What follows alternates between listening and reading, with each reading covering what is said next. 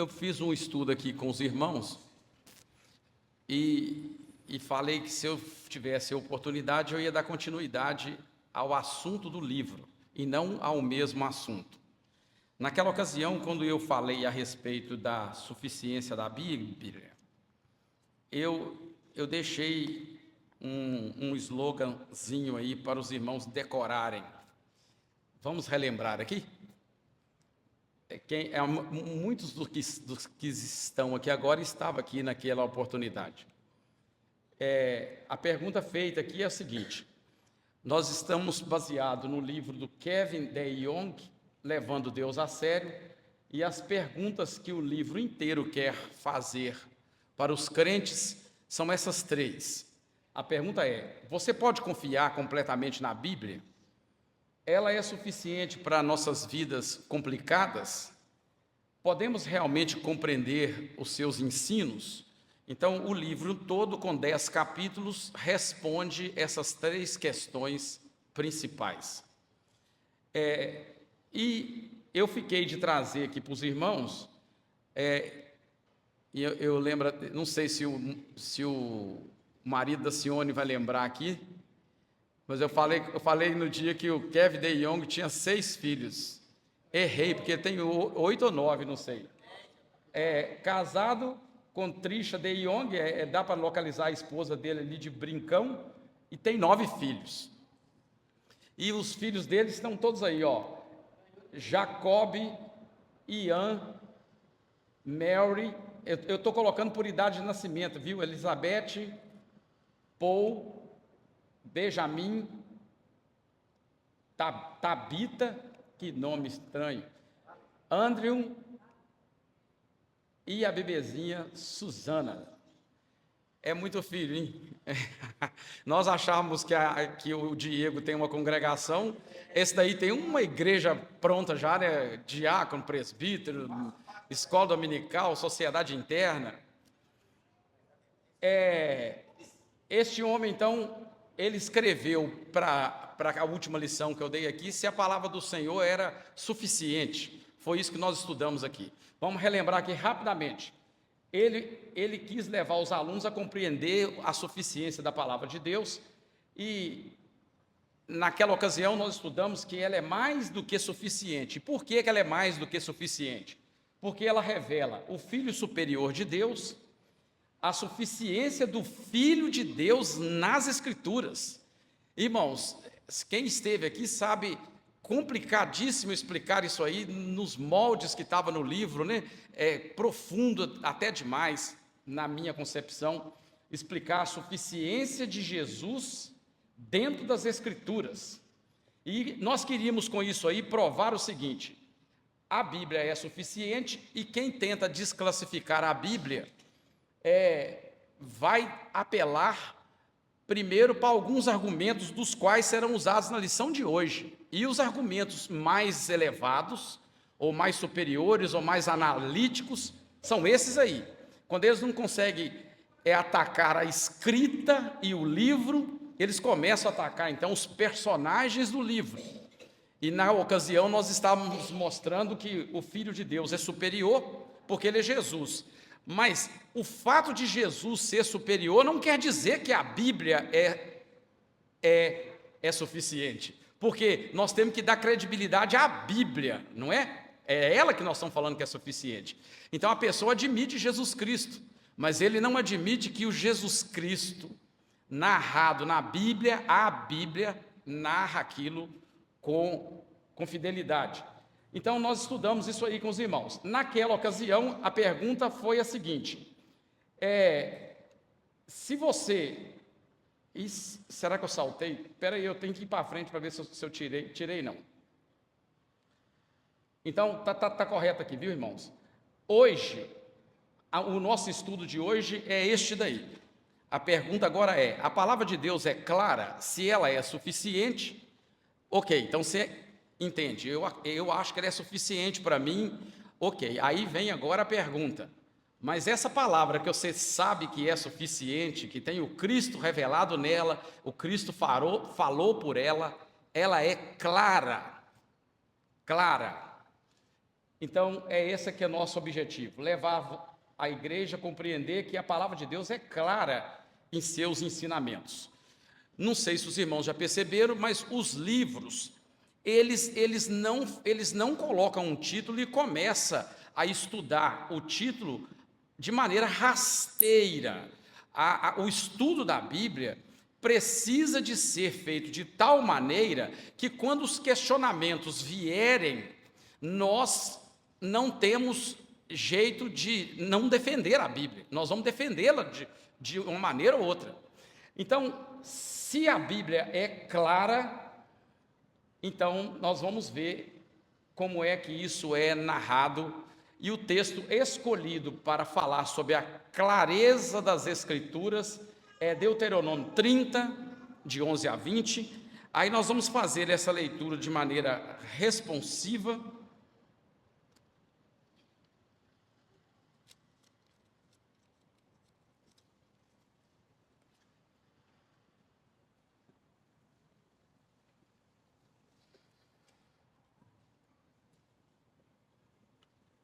Eu leio os versos ímpar e os irmãos os pares.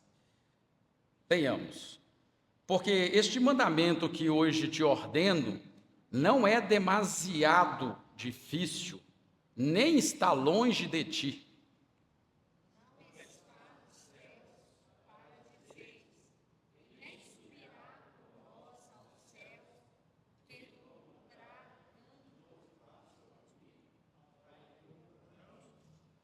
Nem está além do mar, para dizeres: quem passará por nós além do mar, que nolo traga e nolo faça ouvir, para que cumpramos?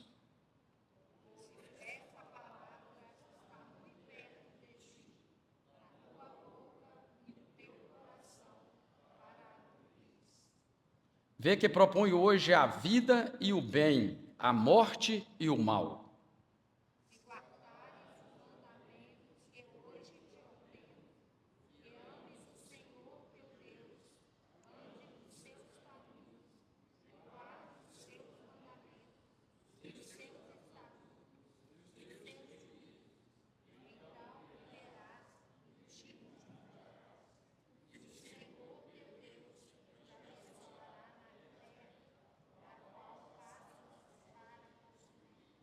Porém, se o teu coração se desviar e não quiseres dar ouvidos, e forem seduzidos e te inclinares a outros deuses e os servires,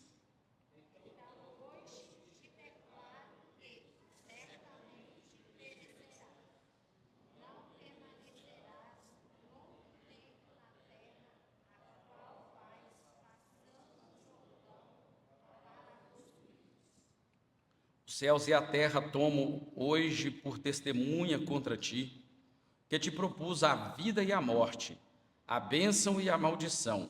Escolhe, pois, a vida para que vivas, tu e a tua descendência.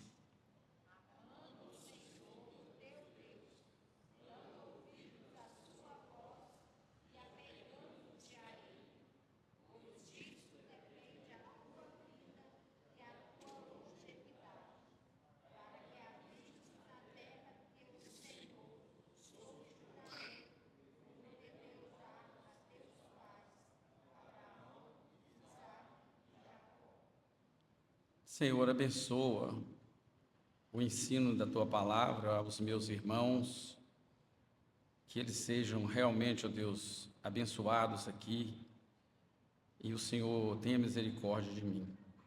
Oramos em nome de Jesus, amém. Meus irmãos, foi ensinado na lição anterior que se vocês lembravam dos atributos de Deus. Os atributos que foram falados aqui, eu coloquei-os ali. Vocês disseram que Deus é perfeito, onipresente, imutável, eterno, onipotente, onisciente, justo e santo. Tem outros, mas eu só limitei aí ao número de setas e o tanto que os irmãos lembraram aqui na hora. Aí a pergunta nossa para os irmãos foi a seguinte: existem os atributos da Bíblia de Deus os atributos de Deus na Bíblia, e todo mundo sabe quais são. Mas também existe no meio reformado os atributos da Escritura. Quais são os atributos da Escritura? Quem lembra? Tem um esqueminha para lembrá-lo. A Adriana lembra, ela já falou aqui, mas ela não serve não. Os atributos da Escritura é o scan.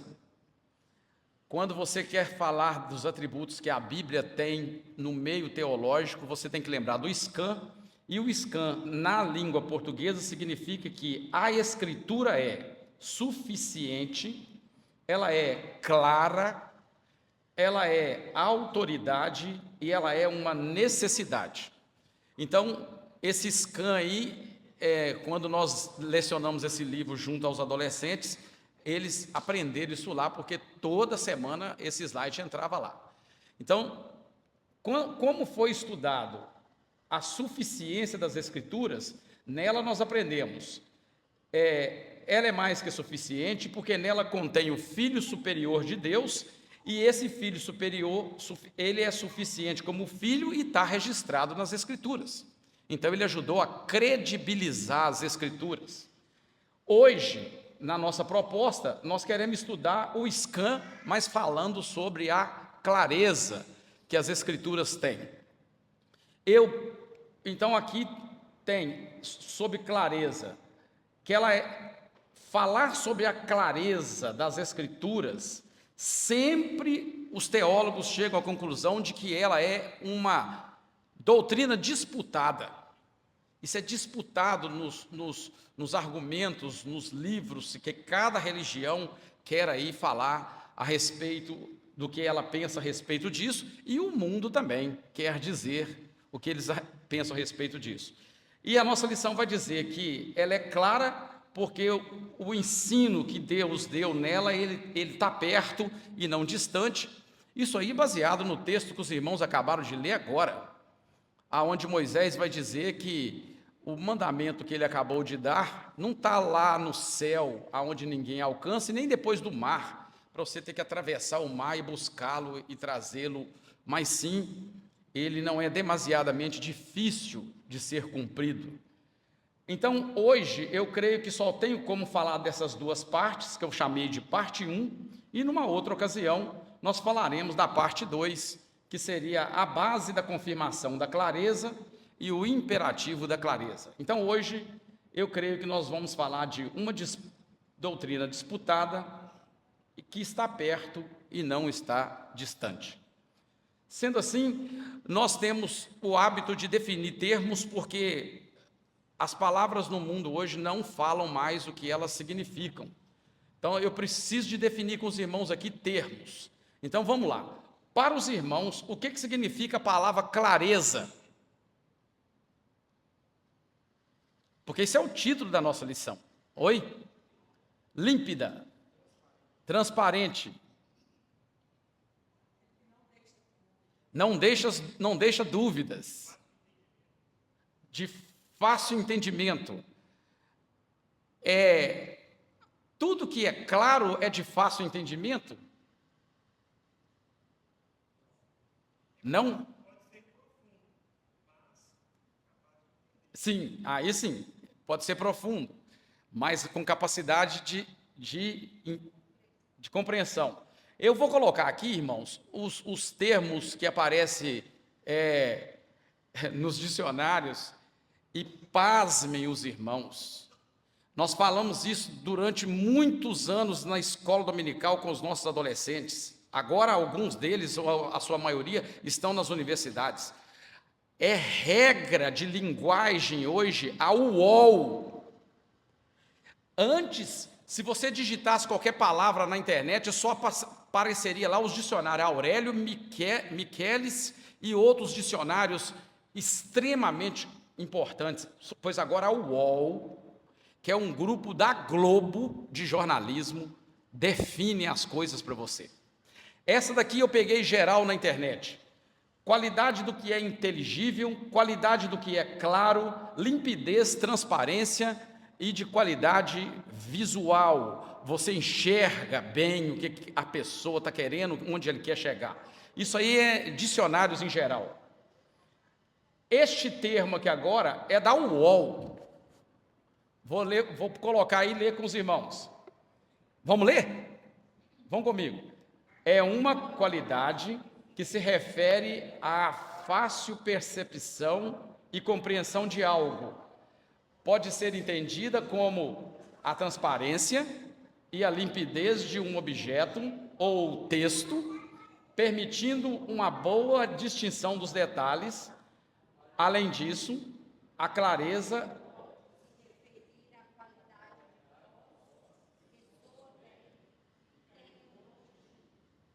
Eis aí o dicionário UOL para os universitários. Só que tem um detalhe: quando a gente pega profundamente dentro da definição do que é clareza, aparece isso daí como sinônimos. Vou ler para os irmãos: nitidez, transparência e perspicuidade. Muito bem. Eu deixei o termo em negrito, é porque é exatamente isso que eu quero perguntar aos irmãos. O que vem a ser esse palavrão aí?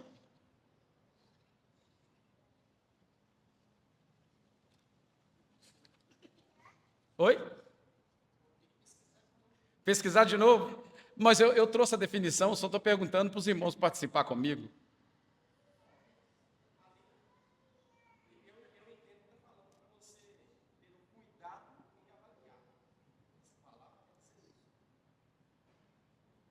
Pasmem, irmãos, mas como a UOL não trouxe essa palavra no significado de clareza, olha bem o que está escrito no nosso livro. A clareza das Escrituras, às vezes conhecidas pela palavra muito antiga, chamada aquela perspicuidade. Então, por que eu fiz questão de mostrar o dicionário UOL ali? É exatamente porque eles vão tirando as palavras que são as que nos interessam, porque elas que são usadas nas linguagens bíblicas para definir o que é clareza. Então, vou soltar ali o que é perspicuidade. Característica ou particularidade de ser perspícuo. Qualidade do que é claro e compreensível. Claro e compreensível. Muito bem. As Escrituras é claras desse jeito, meus irmãos? Eu posso chegar nesse microfone aqui e dizer para os irmãos assim: as Escrituras, ela contém o máximo de perspicuidade, de modo que você vai dizer assim que ela é clara e compreensível.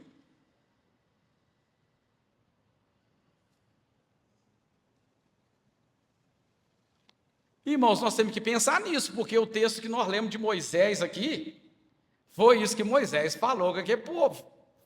E olha que estava falando para mais de 1 milhão de pessoas, hein? E ele disse isso aí. E eu estou perguntando, eu não sou pastor Wellington, eu não estou com pegadinha não, hein? Oi.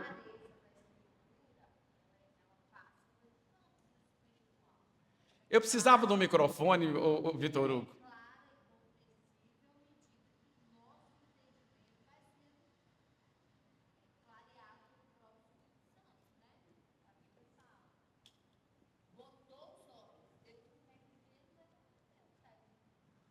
Pois é, mas...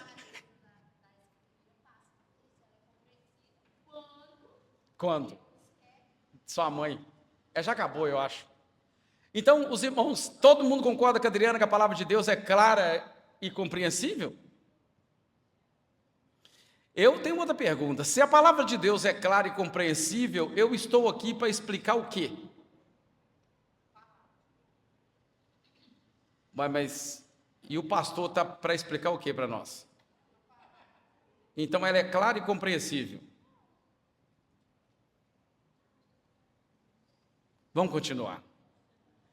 Eu estou perguntando isso, meus irmãos, não é para pegadinha não, é porque os estudos precisam de responder essas coisas no ápice que elas são. Olha bem, para responder isso aí, eu não vou continuar com a minha opinião. Eu fui buscar aqui na Confissão de Fé de Westminster, porque lá tem uma definição extremamente cuidadosa a respeito disso. Vou ler para os irmãos. Na Escritura, isso é a nossa confissão de fé. Olha o que está dizendo lá. Na Escritura, não são todas as coisas igualmente claras em si, do mesmo modo evidente a todos. Me parece que está dizendo isso aí, que isso não é tão claro, então. Agora continua.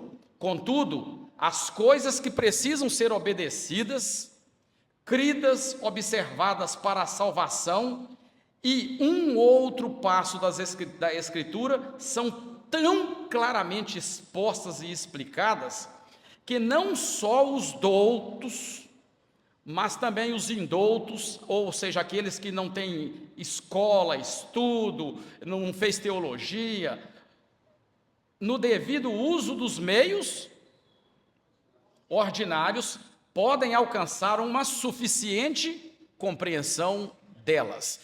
A palavra que eu deveria ter marcado de negrito ali é no devido uso dos meios ordinários, que foi basicamente o que a Adriana falou aqui na frente. Mas, observa, ali continua me dizendo que essa coisa é clara, não tão clara assim. Ou não? Oi? Sim. Sim. Alguns entendem e outros não. Mas, ô Zé, ali está dizendo que os que não entendem podem ser considerados indoutos, mas ali está dizendo que no devido uso dos meios ordinários, essas pessoas podem compreender essa clareza das Escrituras. Vamos continuar nosso estudo, irmãos. Isso aí precisa de ser levantado. Então, isso eram meio que discutidos aqui. O Kevin DeYoung chega a dizer que várias interpretações geram contenda. Ele disse aqui no livro dele que, num seminário mundial que ele fez nos Estados Unidos, tudo que ele falava na sua palestra, alguém no banco levantava a mão e dizia assim para ele: isso aí é a sua definição, é a sua opinião a respeito desse assunto, a minha é outra. Aí, ele andava mais na palestra, a mesma pessoa pegava o microfone e dizia: isso daí é porque o senhor morava lá no lugar tal e aconteceu isso lá, facilitou para o senhor compreender isso, mas eu moro no outro lugar, a cultura eu já não compreendo. Olha o que ele disse então: logo percebi que nossa conversa não estava indo lugar nenhum e só frustrando a nós dois. Sempre que eu trazia um texto da Escritura, ele dizia: bem, isso é apenas a sua interpretação. Então, várias interpretações podem gerar uma contenda bíblica. Eu concordo com ele, com o autor da nossa lição. Em tempos de confusão espiritual, em tempos de não clareza das Escrituras, quando elas são questionadas, nós precisamos de nortear a nossa busca, irmãos, é pelos documentos de fé, aqueles que nós temos que venceram séculos e séculos e estão aí até hoje. A Confissão de Westminster trata deste assunto. Alguns versos são mais claros que outros, é isso que fala a nossa confissão. Outra coisa que ela diz: as principais coisas que precisamos saber, crer, fazer, podem ser vistas com clareza nas Escrituras. As principais. 3. Embora as doutrinas mais essenciais não sejam igualmente claras em cada passagem, elas são tornadas claras em algum lugar nas Escrituras. Os irmãos já percebeu o que a Confissão de Westminster, onde ela quer nos remeter? Quem sabe qual é a máxima que a gente usa para isso aí?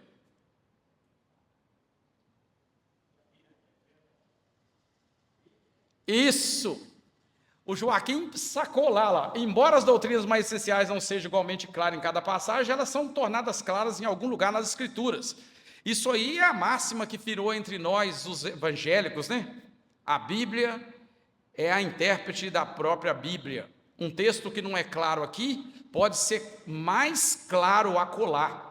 Por isso que há necessidade de estudá-la. A Confissão de Westminster traz essa indagação. Quarto, o que é necessário para a nossa salvação pode ser entendido até mesmo por quem não obteve formação educacional, desde que faça uso de meios ordinários de estudo e aprendizagem. Ora, irmãos, aqui eu lembro do Sr. Edmundo. O Sr. Edmundo não sabe ler, mas ele sabe ler na Bíblia. O Sr. Edmundo não tem escolaridade alguma. Sr. Jerônimo, aquela dona Sebastiana lá do Vaja Alegre, e os irmãos devem conhecer outros aí. Mas nós entendemos que esses irmãos, que nem o presbítero Sidney falou, fizeram meios ordinários de estudo e aprendizagem, que é participar das coisas da igreja, estar nos estudos bíblicos, aprender com quem entendeu aquele assunto, estar sempre em contato com o presbítero, liderança da sua igreja. Dessa forma, a Confissão de Fé de Westminster disse que nós podemos obter clareza. Quinto, os pontos mais importantes nas Escrituras talvez não possam ser entendidos perfeitamente, mas olha agora, mas eles podem ser entendidos de forma... Uma coisa, irmãos, é dizer que, se o título da nossa lição fosse a palavra de Deus é perfeitamente clara, aí nós estaríamos questionando isso aqui. Mas ela diz, a palavra de Deus é clara, quando a lição anterior diz que ela é suficiente. Então agora nós podemos dizer, a palavra de Deus ela é suficientemente clara. O que quer dizer isso? Aquilo que é necessário saber que Deus deixou para que nós soubéssemos para a nossa salvação e para a nossa conversão, isso é suficiente. Então nós não precisamos de entender a Bíblia perfeitamente, todas as suas passagens. Oi.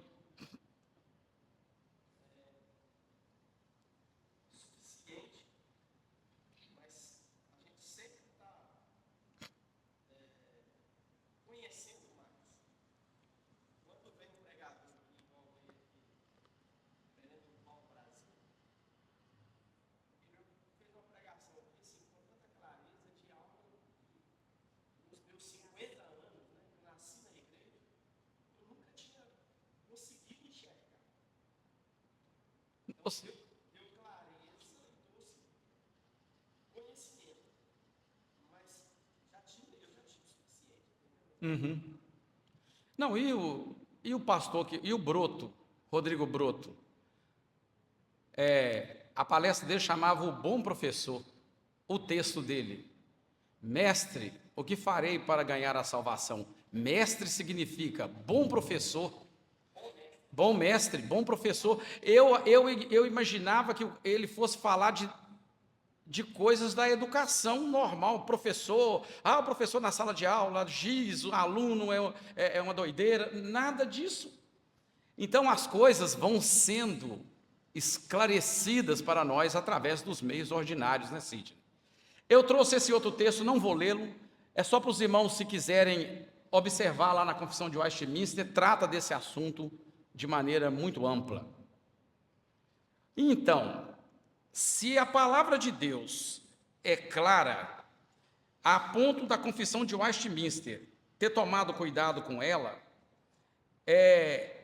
então, outras pessoas que não são aquelas da igreja disputam conosco sobre a clareza das Escrituras. O nosso livro separou 3 grupos, que ele chamou de categorias. Olha lá, objeções típicas podem ser agrupadas em 3 categorias. Que objeções? Disputando esse conceito. O que é que essas pessoas querem dizer? que a doutrina pode ser clara, mas nem tanto. Já tem outros que dizem, ela não é clara coisa nenhuma. Nós queremos ver, então, essas 3 categorias dentro de uma doutrina disputada. São elas.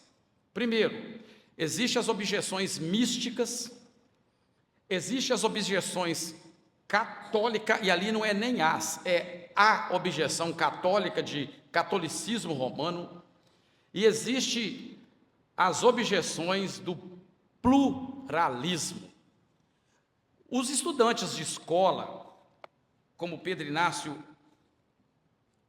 filho do Salatiel, Giovana e os outros que estão fazendo a universidade, eles vão se esbarrar lá no terceiro, porque as universidades, elas questionam a clareza das Escrituras, e questiona muito. E, irmãos, para você então não cair naquela terceira coisa, é necessário nós sabermos das duas de cá, para nós percebermos que essas pessoas vão usar o próprio texto bíblico para dizer que a Bíblia não é clara. Objeção mística. Ela diz o seguinte: a verdade não pode ser capturada em palavras ou proposições.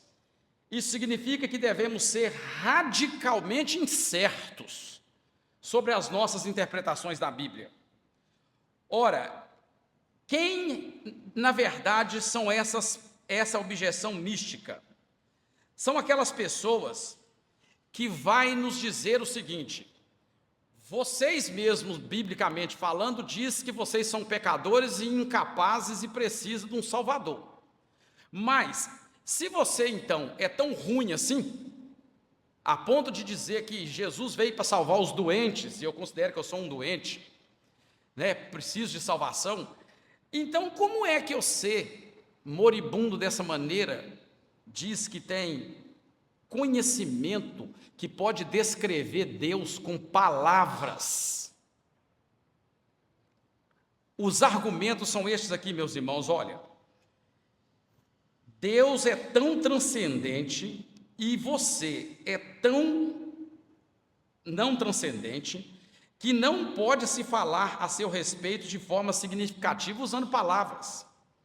No nível popular, isso geralmente é transmitido como uma humildade, a pessoa faz cara de humilde para te dizer isso, na tentativa de resgatar Deus de toda a nossa teologia artificial. A fé cristã, disse, é totalmente misteriosa, trata de coisas que não podem ser colocadas em palavras, afinal de contas, Deus não pode ser colocado numa caixinha. Os místicos vão atacar os cristãos a respeito da sua defesa de que a palavra do Senhor é clara, através da objeção mística. Eu já fui atacado dessa forma, não sei se os irmãos já foram. No mínimo, já foi? No mínimo, isso significa que devemos ser radicalmente incertos sobre as interpretações da Bíblia. No máximo, isso sugere que a própria Escritura não é nada além de uma tentativa débil, de homens débeis, de descrever mistérios da fé que, com a insignificância do ser humano, é impossível ser traduzido em palavras. Se um ímpio souber usar esse argumento aqui, um monte de crentes vai cair nisso aí na maior facilidade. O cara deu uma de piedoso, colocou Deus lá na majestade total, que talvez os crentes nem o colocam, e nos colocou lá no chão. Talvez nem a Bíblia nos coloca num lugar de ralé tão igual a esse, somente para destruir a clareza das Escrituras, dizendo que palavras não pode definir Deus, porque Deus não pode ser colocado numa caixinha. Imagina então, termina o texto, descrito por 12 ignorantes pescadores, que mal sabiam falar. São os apóstolos, irmãos. Eles escreveram na Bíblia. E nós damos crédito com clareza às suas escritas. Este grupo místico, então, vai nos atacar dessa maneira. O grupo de objeção católica, aí eu deixo para os irmãos, como é que vocês entendem que a Igreja Católica Romana começa a duvidar da clareza das Escrituras? O que ela nos diz?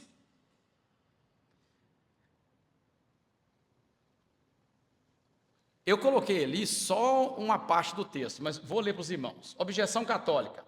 Afirma que toda a Escritura é palavra de Deus, mas ao mesmo tempo sustenta que existe uma palavra não escrita por Deus. Como é que chama essa palavra não escrita por Deus lá no meio católico? Tradição. Tradição. E olha bem, irmãos, existe um catecismo igual à Confissão de Westminster na Igreja Católica. É este aí. Catecismo da Igreja Católica. É retirado dessas páginas. A primeira vez que eu dei essa lição lá na escola dominical com os adolescentes, eu estava com esse catecismo aí na mão. Só que não era meu. Vou ler para os irmãos agora o que diz esse catecismo e ver aí se o Joaquim não está certo. A Escritura é, em algumas partes, incompleta e precisa ser explicada e ampliada pela tradição, por nossa própria conta. Portanto, estamos fadados a interpretar mal a Escritura e aplicá-la de forma errada. Precisamos de alguém ou algo que apresente interpretação oficial e obrigatória. A tarefa de dar uma interpretação autêntica da palavra de Deus foi dada ao magistério, ou seja, ao Papa e aos bispos em comunhão com o Papa. Isso daí é uma objeção católica. A tradição fala mais do que as próprias Escrituras, porque eles admitem que as Escrituras não são claras. A prova disso é a própria Maria, que é uma santa por tradição e não pela palavra de Deus. Santa naquele sentido deles lá, né, irmãos? Então, essa é uma outra maneira de objeção ao fato de nós admitirmos que a palavra de Deus é clara. E, por último, o terceiro é o pluralismo. Eu vou ler o que está ali e depois nós vamos argumentando aqui. Essa objeção é baseada em uma avaliação da nossa difícil situação interpretativa atual.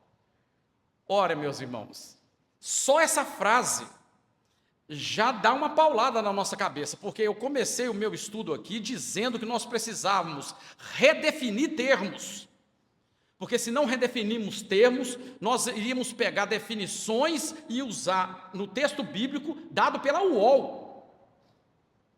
Agora você imagina, difícil situação interpretativa, o atual ali é atual geral, mas imagina o atual mesmo, o de hoje. Aonde os nossos adolescentes estudantes falam tipo, eles vão falar uma coisa com vocês, falam assim, sabe aquele negócio tipo assim, e não fala nada com nada.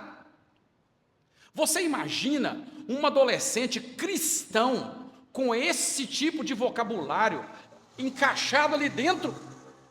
Um professor de universidade destrói essa pessoa, porque ele vai dizer para ela exatamente isso. Olha, meu amigo, eu fiz cursos de tudo quanto é natureza, eu tenho doutorado em tudo quanto é coisa. Você não tem nem vocabulário. Como é que você vai defender Bíblia como clara, sendo que você só sabe falar tipo assim? Escreve você, VC. Meus irmãos, a coisa é tão terrível que hoje, no meio das universidades, quando um aluno responde uma questão, um professor, ele não consegue, não é compreender, não, ele não consegue nem ler o que está escrito lá. Porque a escrita é um código que ninguém consegue entender o que estão escrevendo. Mas o atual ali, não está falando desse nível ainda, porque esse nível aí já foi engolido. Nós estamos falando de atual, agora, nessa geração, nas gerações. O que é pluralismo, meus irmãos? Olha bem quem é que foi definir o que é pluralismo, foi a sociologia. O Pedro Inácio me fala que no seu curso tem sociologia, mas eu vou te fazer outra pergunta, no seu curso tem qualquer matéria, ele faz engenharia de software, no seu curso tem qualquer matéria que lembra sociologia? Tem minhas dúvidas que não tem. Claro que tem. Todo curso tem, todo sem exceção. Curso de farmácia, meus irmãos, pasmem vocês, eu dava aula lá. Tem mais aulas de sociologia dada pela internet do que de química, sendo que a definição de farmácia é a química do medicamento. O que é farmácia? A química do medicamento. E lá tem mais aula de sociologia do que de química. Sociologia, pensamento, doutrina ou conjunto de ideias segundo as quais os sistemas políticos, sociais e culturais podem ser interpretados, olha lá, como resultado de uma multiplicidade de fatores ou concebidos como integrados por uma pluralidade de grupos autônomos, porém independentes. Ou seja, isso daí é igual a música do Legião Urbana, fala tudo, mas não quer dizer nada. Está igual as músicas do Fagner, quando a gente tenta de toda maneira de se guardar, sentimentilhado, morto amordaçado, volta a incomodar. O que é isso, gente? Quem me dera ao menos uma vez saber que Jesus Cristo é 3, é o rock brasileiro,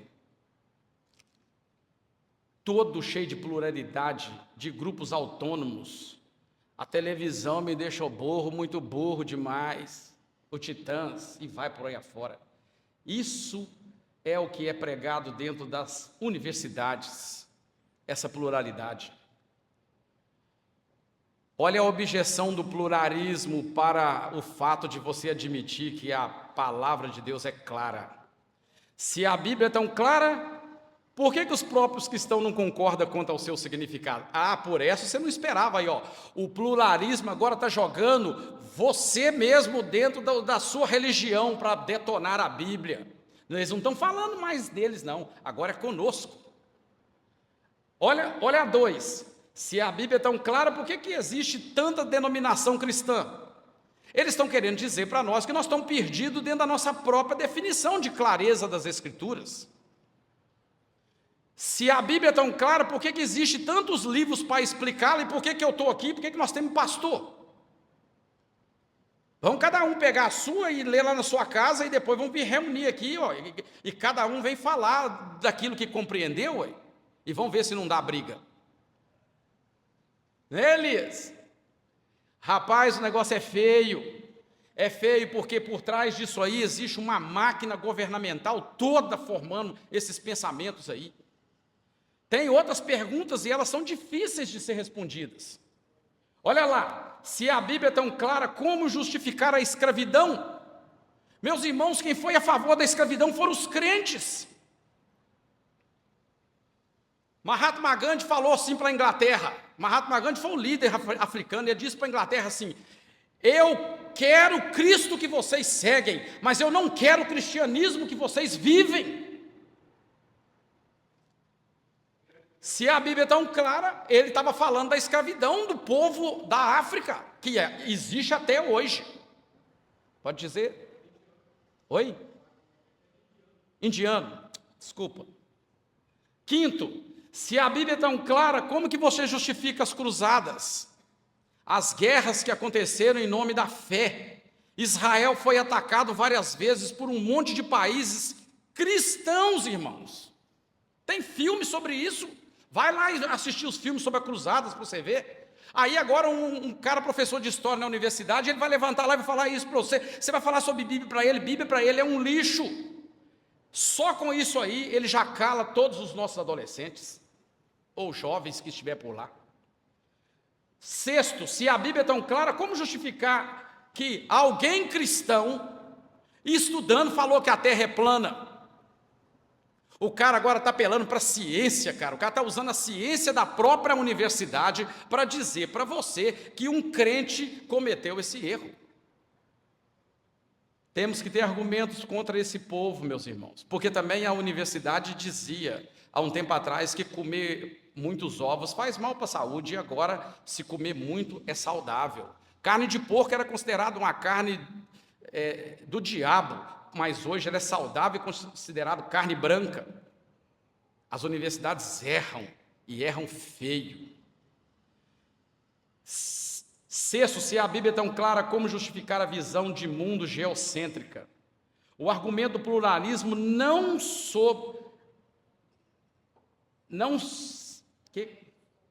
é sobre se uma interpretação está certa ou está errada. Vou ler para os irmãos agora o que o pluralismo diz, e vamos entender isso aqui, meus irmãos, para vocês verem. Eles estão dizendo o seguinte: vocês são um bando de burro. Olha o que ele diz. Deixa eu achar o pluralismo aqui, está do lado de cá. Essas frases eu não tenho como tirá-la do livro, porque elas são tão profundas que tirá-la você perde. Onde que está ali? Objeção ao pluralismo. Achei.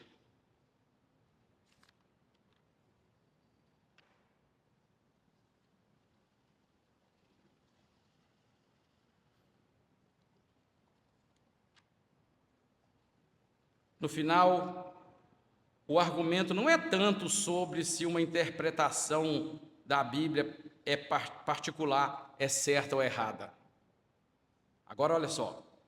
A objeção do pluralismo questiona a própria ideia de que um de nós possa ter base suficiente para saber se a interpretação é certa ou errada.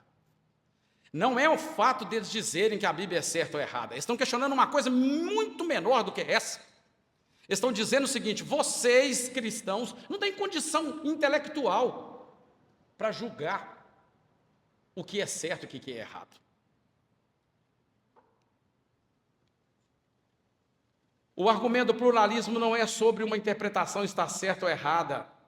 O argumento é questionar a própria ideia de que nós possamos ter bases suficientes para saber se uma interpretação é certa ou errada. Ou seja, a Bíblia não é clara e vocês não têm base suficiente para dizer o que é certo ou errado nela, não. Aí vem a máxima: ô Joaquim, aquele relógio está parado, irmãos? Oi? 8h30, tá não, né? Beleza, obrigado.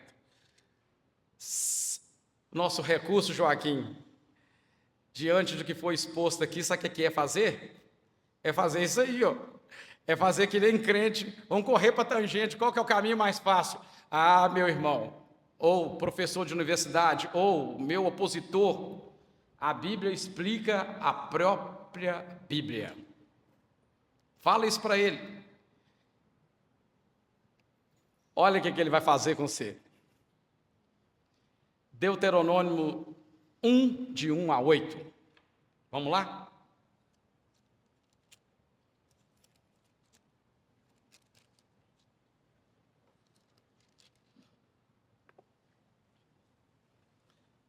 Eu já vou lendo o verso 1. Eu vou ler aqui, irmãos, que é mais rápido, se eu ler sozinho. São essas palavras que Moisés falou a todo Israel, da além do Jordão, no deserto, na Arabá, defronte ao mar e Suf, entre Parã, Tofel, Lapã, Azerote e de Saabe. Jornada de 11 dias, a desde Horebe, pelo caminho da montanha de Seir, de Cades Barneia. Sucedeu que no ano 40º do primeiro dia, 10º mês, Falou Moisés aos filhos de Israel segundo tudo que o Senhor lhe mandara a respeito deles. Depois que feriu a Seom, rei dos amorreus, que habitava em Esbom, e a Og, rei de Bassã, que habitava em Astarote e Edrei. Além do Jordão, na terra de Moabe, encarregou Moisés de explicar esta lei, dizendo: o Senhor nosso Deus nos falou em Horebe, dizendo: tempo bastante haveis estado neste monte. Voltai-vos a partir e ide à região montanhosa dos amorreus, e a todos os seus vizinhos de Arabá, e as regiões montanhosas, e a Baixada, e ao Neguebe, e às costas marítimas, terras dos cananeus, e ao Líbano, até ao grande rio Eufrates. Eis aqui a terra em que eu pus diante de vós. Entrai e possuí a terra que o Senhor com juramento deu a vossos pais, Abraão, Isaque e Jacó. Eu tenho a impressão de que eu estou lendo o texto errado. Eu vou conferir, tá, irmãos?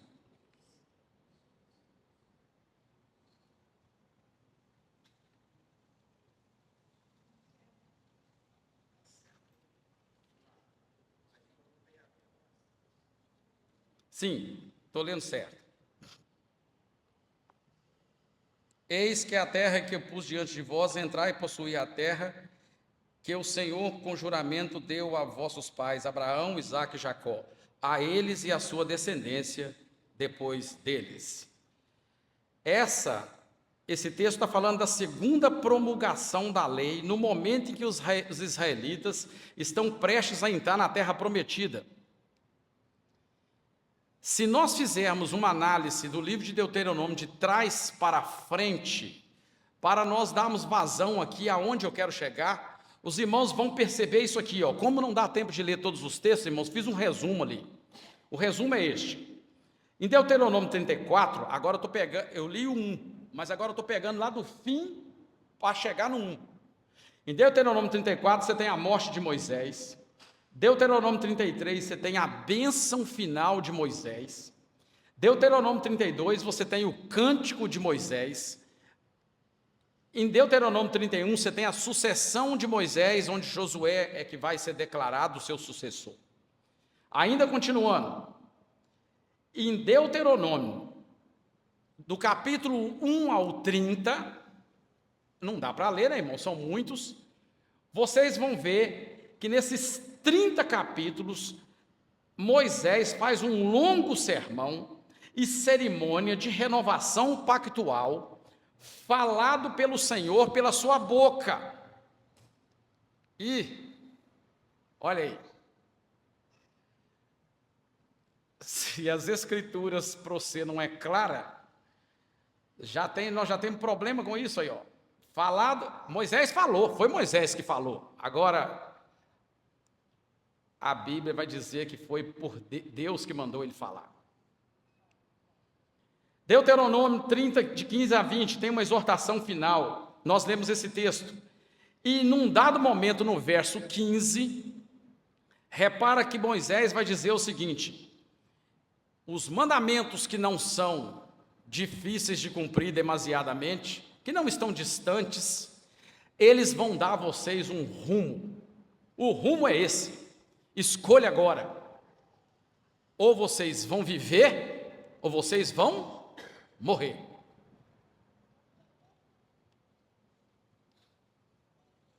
A fala de Moisés, dizendo que este mandamento não é demasiadamente difícil, ela foi toda feita no fim, porque havia uma quantidade de coisas que ele tinha dito antes, um sermão longo, para dizer: mandamento que te ordeno não é demasiadamente difícil.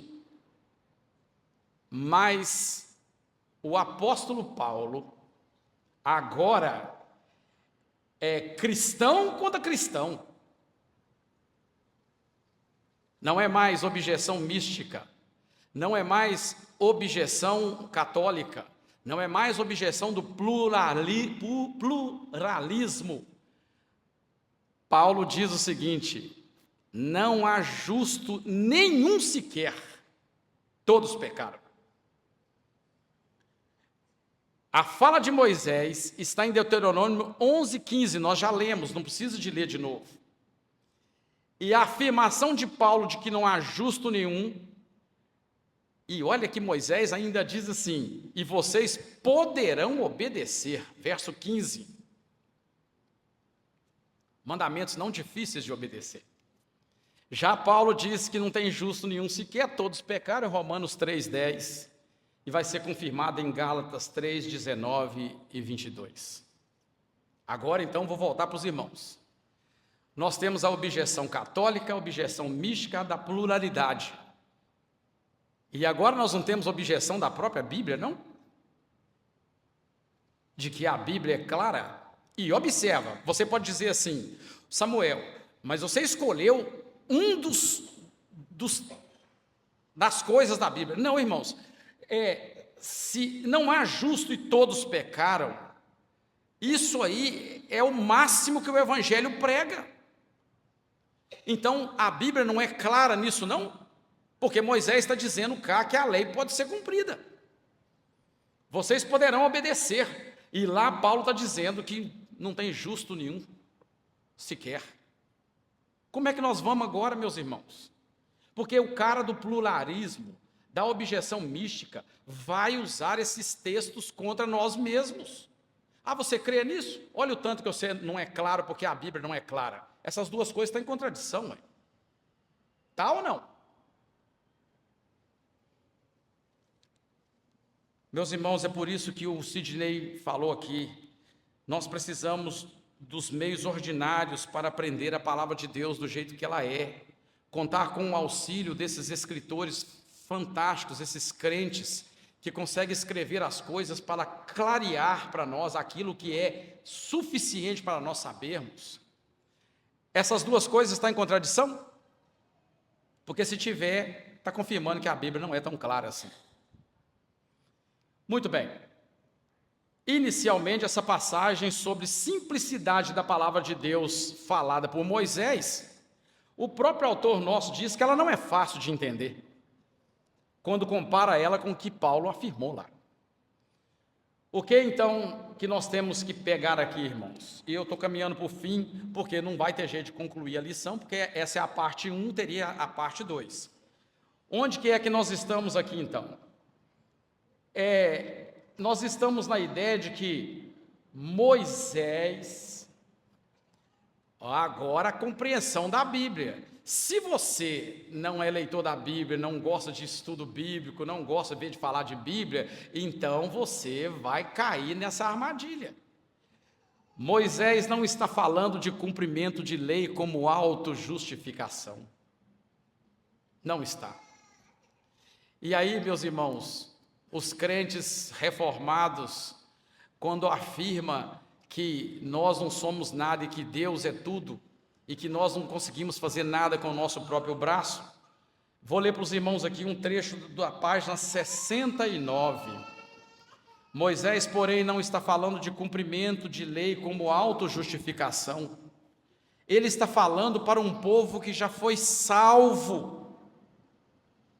Meus irmãos, o povo de Israel é povo de Deus, é povo que já foi salvo. Então Moisés está dizendo lá, ele está exortando a observância da lei, porque vocês já foram libertos, são pessoas livres, redimidas, escolhidas de Deus. E assim Moisés reafirma que a palavra de Deus pode ser entendida e obedecida por este povo. Não perfeitamente, não meritoriamente, mas graciosamente. Irmãos, esse é o ápice do Evangelho. Uma pessoa, um crente que entende essas coisas, ele não consegue ser ludibriado por essas disputas que existem pela clareza da Bíblia, porque todas elas querem levar nós a compreendermos que nós estamos fazendo as coisas pelo nosso próprio braço, e se é assim, então eles vão nos engolir. Mas quando o crente percebe que quando Moisés disse que ela pode ser entendida e obedecida, mas é por aqueles que foram salvos, retirados do Egito com a mão forte de Deus, então sim, nós entendemos que não perfeitamente, não porque temos méritos, mas porque fomos alcançados por graça. A graça irresistível do Senhor é a única coisa que pode afastar esses argumentos do diabo para tentar nos confundir a respeito da clareza das Escrituras. E não é isso que está escrito em Mateus 28, 20 e 1 João 5 e 3? Vamos ler os dois textos e com eles nós vamos encerrar a nossa lição.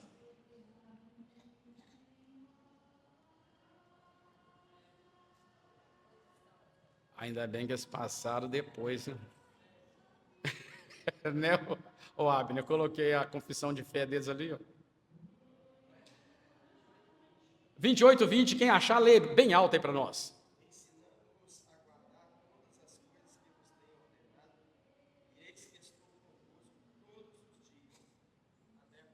Ensinando a guardar todas as coisas, é possível fazer isso, mas por quê? Porque eis que estou convosco todos os dias, sem mérito, só pela graça. 1 João 5, 3.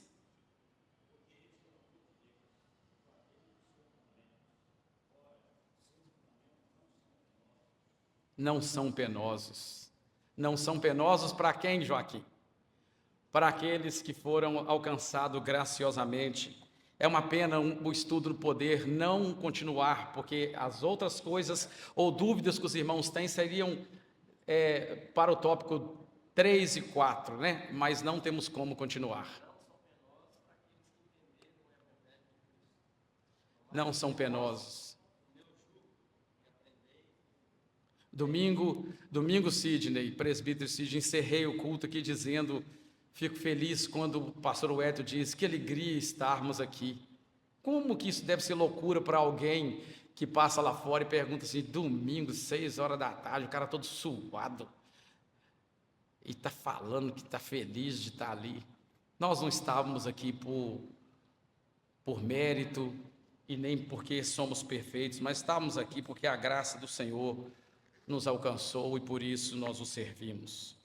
Nós vamos orar terminando nosso estudo e vamos dividir para a oração em individual. Agora falta 10 minutos para as 9, meus irmãos. Senhor, muito obrigado porque a palavra do Senhor é suficientemente clara e nós não temos perfeição para entendê-la tão profundamente quanto ela é, mas o Senhor tem o Espírito Santo do Senhor que, concedido graciosamente aos crentes, e aquilo que passa a ser penoso, difícil, impossível para os incrédulos, para os do Senhor, ó Deus, é um prazer meditar na palavra do Senhor, que é clara, de dia e de noite, como o salmista fazia. Coloque essa certeza no nosso coração, em nome de Jesus que nós choramos. Amém.